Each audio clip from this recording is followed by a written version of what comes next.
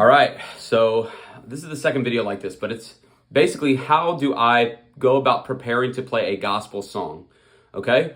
If it's a gospel song and it's a little bit more complex as far as the chord changes go, then I'm honestly not trying to create a bunch of my own stuff, right? If you go check out my other video about learning like a CCM song, a lot of times I'm really trying to compose something interesting that the electric guitar can bring to the table and just, see if I have any opinions on that and see if I can add some life or some extra flavor, because there's a lot of space for that, right?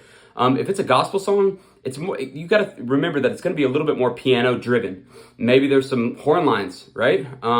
Maybe there is a guitar part, but sometimes there's not an electric guitar part. So here's what you're going to do. You're going to spend all your time working on chord variations. And so I'm putting out a lot of different videos and I'm sure you have like your own bag of tricks, right? You can look up how to expand your repertoire of chords, right? But basically I'm trying to find interesting substitutions. I'm trying to find interesting ways to play the chords in multiple different places, but especially higher up on the guitar neck. Because if it's a gospel song, it's probably more keys driven.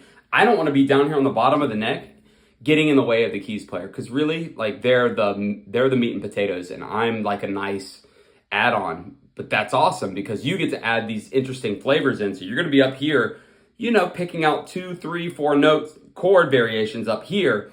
So whenever I'm learning chords, that's my approach. And I'm trying to think of a couple of different interesting ways to play the chords.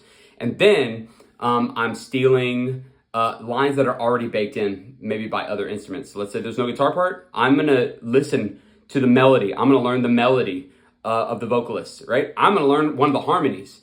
I'm going to learn both of the harmonies, so I can play the melody and I can play all the harmonies and I can invert up just like the vocals are doing. And you can add so much just doing that. And then if there's a horn line, I'm going to steal the horn line. If it's 2 horns harmonizing, guess what? I got 6 strings. I'm going to take 2 of those if you don't have horn players. So find those little add-on pieces that just add a pop of like flavor and interestingness to the song, but be paying attention to what the keys player is doing and stay out of their way. Because them and the vocalists, they're the meat and potatoes. You're just, I don't know, some nice little spicy flavor, some hot sauce or something like that. So that's my mentality when it goes into learning this. And I'll spend some time like really trying to throw some interesting chord substitutions and variations in there, and more on this to come, right? Look at the video that's wherever it is and check that out, and it'll start to get you on your way. But y'all have a great day. Prepare well. God bless you.